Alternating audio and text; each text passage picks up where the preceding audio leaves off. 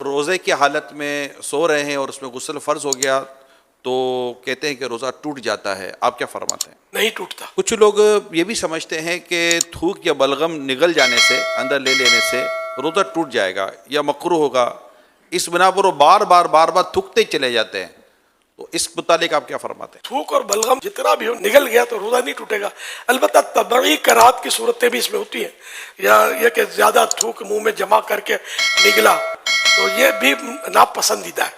البتہ روزہ نہیں ٹوٹتا اس سے. یہ ارشاد فرمائی کہ یہ کہتے کہ رات میں اگر غسل فرض ہو جائے تو اب روزہ شروع ہونے کے بعد کلی یا ناک میں پانی افطار کے وقت اب ہی مطلب ڈالیں گے، اس سے پہلے نہیں ڈالیں گے. غسل تو کرنا ہے، چاہے وہ روزہ شروع ہو گیا ہے تو اس میں یہ کہ غرغرہ نہ کرے، مگر یہ کہ ہلکی جڑ تک احتیاط سے پانی تو پہنچانا ہوگا اس کو ہر جگہ پر.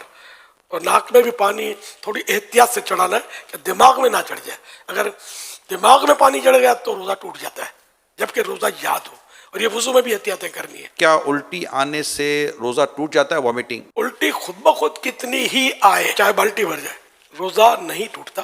البتہ خود جان بوجھ کر مثلا انگلی وغیرہ منہ میں ڈال کر الٹی کی اور وہ منہ بھر ہو تو روزہ ٹوٹ جاتا ہے، جبکہ روزہ دار ہونا یاد ہو.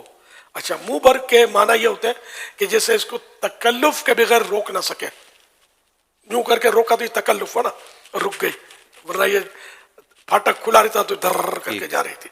تو اس صورت میں بھی روزہ توڑنے والی ہی یہ قید ہے. کہتے ہیں کہ حالت روزہ میں مسواک نہیں کرنی چاہیے، آپ کیا فرماتے ہیں؟ غلط فہمی ہے. جس طرح روزے کے علاوہ مسواک سنت ہے، اسی طرح روزے میں بھی سنت ہے. کوئی اس میں احتیاط ہے؟ احتیاطیں ہیں اس میں کہ بہتر یہ ہے کہ ایسی مسواک استعمال کی جائے جس کا ٹیسٹ اور ریشے، ٹیسٹ یا ریشے منہ میں نہ رہ جائے. اگر مسواک چبانے سے ریشے چھوٹے یا مزہ محسوس ہو تو ایسی مسواک روزے میں نہیں کرنا چاہیے. اگر روزہ یاد ہوتے ہوئے مسواک چباتے، دانت مانجتے، مسواک کرتے ہوئے اس کا ریشہ یا کوئی جز یعنی حصہ حلق سے نیچے اتر گیا اور اس کا مزہ حلق میں محسوس ہوا تو روزہ فاسد ہو یعنی ٹوٹ جائے گا. اور اگر اتنے سارے ریشے حلق سے نیچے اتر گئے جو ایک چنے کی مقدار کے برابر ہو تو اگرچہ حلق میں ذائقہ محسوس نہ ہو تب بھی روزہ ٹوٹ جائے گا.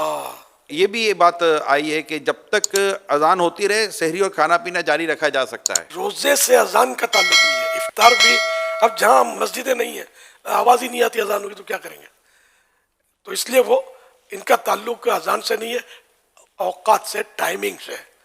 تو سحری لوگ کرتے ہیں کہ ادھر کی اذان کی آواز آ رہی ہے، ادھر کی اذان کی آواز ابھی نہیں آئی، تو یہ علم کی کمی کی وجہ سے ایسا کرتے ہیں. ایسا کچھ نہیں ہے. ٹائم اذان نماز کے لیے ہوتی ہے. کہتے ہیں کہ یہ چوٹ وغیرہ لگنے پر جو خون نکل آنے یا خون ٹیسٹ کروانے سے روزے پر کوئی اثر نہیں پڑتا، آپ کیا فرماتے ہیں؟ درست ہے جس نے کہا کہ روزے پر کوئی اثر نہیں پڑتا. روزے میں انجیکشن لگانے سے کیا روزہ ٹوٹ جائے گا؟ جی نہیں. اب یہ کہا گیا کہ روزے میں عطر یا خوشبو سونگھنے سے روزہ ٹوٹ جاتا ہے، یہ بھی غلط فہمی ہے. روزے پر کوئی اثر نہیں پڑتا اس کا. کچھ لوگ سمجھتے ہیں کہ جو مرض یا کسی اور درست عارضے یا بغیر عذر کے روزہ چھوڑ دے تو فدیہ دینا اس کا متبادل ہے، اس کا نعم البدل ہے. جی نہیں، ایسا کچھ بھی نہیں ہے. صرف وہ شیخ فانی کے لیے کہ ایسا بوڑھا آئندہ اس کو روزہ رکھنے کی طاقت آنے کی امید نہیں ہے، ایسا کمزور پڑ گیا ہے، روزہ برداشت ہوتا ہی نہیں ہے، تب جا کر فدیہ کی صورت بنے گی. اس میں بھی یہ دیکھنا ہوگا کہ اگر یہ گرمیوں میں نہیں رکھ پا رہا، یہ سردیوں میں رکھ لے گا تو رمضان شریف اگر گرمی میں تو سردی میں قضا کر دے، فدیہ اب بھی نہیں ہے. اچھا، اب بھی یعنی کہ دونوں سیزن میں اس کی کیفیت ہے کہ نہیں کر سکے گا یہ روزہ رکھ، اور اس نے فدیہ بھی ادا کر دیا. ایک روزے کا فدیہ ہوتا ہے ایک صدقہ فطر کی مقدار. تو اچھا، اب اس نے فدیہ بھی دے دیا، سب کچھ کر لیا اور پھر اس میں طاقت آ گئی روزہ رکھنے کی تو وہ فدیہ نفل صدقہ ہو گیا. اوکے. اور روزہ قضا کرے. کچھ لوگ سمجھتے ہیں کہ روزے کی حالت میں ٹھنڈک کے لیے نہانا یا کلی کرنا یہ مکروہ ہے، کیا ایسا ہی ہے؟ مکروہ نہیں ہے، منع نہیں ہے. ہاں، اگر پریشانی ظاہر کرنے کے لیے کوئی مطلب یعنی کہ کپڑا لپیٹتا ہے یا بار بار کلیاں کرتا رہتا ہے تو اس کا مطلب یہ کرنا یہ مناسب نہیں ہے. عبادت میں دل تنگ ہونا یہ اچھی بات نہیں. کچھ لوگ سمجھتے ہیں کہ کلی کرتے ہوئے اگر غلطی سے پانی حلق سے اتر جائے تو روزہ نہیں ٹوٹتا. اگر کلی کرتے ہوئے روزہ یاد ہے اور پانی حلق سے نیچے اتر گیا تو روزہ ٹوٹ جائے گا. اور اگر روزہ یاد نہیں ہے تو چاہے جان بوجھ کر پانی اتار دیا حلق سے نیچے تب بھی روزہ نہیں ٹوٹے گا. یہ بات بھی ہے کہ جو خواتین پریگننٹ ہوتی ہیں، حاملہ ہوتی ہیں یا دودھ پلانا ان کو ہوتا ہے تو ان پر روزہ فرض نہیں ہے. ان دونوں صورتوں میں تو ایسا نہیں کہ روزہ فرض نہ ہو، البتہ بچے کی جان کا یا بچے کی ماں کا یعنی کہ جان کا خطرہ ہے یا کوئی سا مرض ہو سکتا ہے کہ جو علاج مشکل ہو جائے گا، سخت مرض جس کو بولتے ہیں، اس طرح کی کوئی عذر ہو، تب جا کر روزہ بعد میں قضا کرنے کی اجازت ملے گی. صرف اس کو مطلب یہ کہ حاملہ ہے یا دودھ پلاتی ہے، صرف اس وجہ سے اجازت نہیں ملے گی.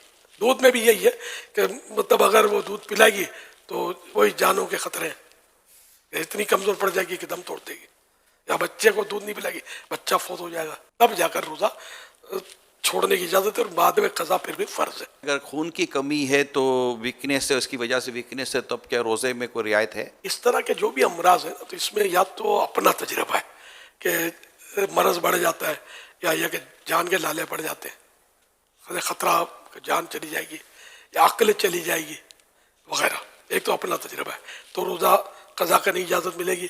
یا کوئی خوف خدا والا ڈاکٹر، بعض ڈاکٹر بات میں کہتے ہیں روزہ مت رکھو، لیکن کوئی خوف خدا والا، اللہ اور رسول کی باتوں کو سمجھنے والا، ڈرنے والا، وہ اگر مشورہ دیتا ہے تو پھر اس کے مشورے پر وہ روزہ نہ رکھے اور بعد میں قضا کر لے. وہ یہی کہ اگر جو میں نے صورت بتائی کہ مرض بڑھ جائے گا یا دیر میں اچھا ہوگا یا جان چلی جائے گی یا عقل چلی جائے گی وغیرہ،